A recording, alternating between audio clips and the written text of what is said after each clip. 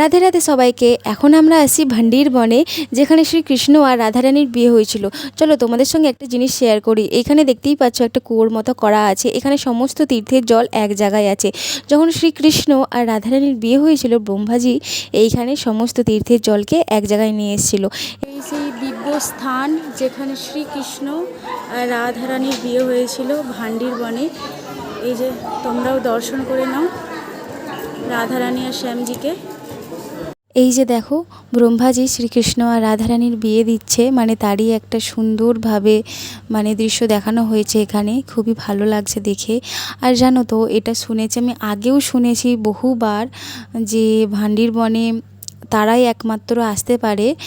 যখন শ্রীকৃষ্ণ আর রাধারানীর বিয়ে হয়েছিল, তারা যে কোনো রূপে শ্রীকৃষ্ণ আর রাধারানীর বিয়ে দেখেছিল।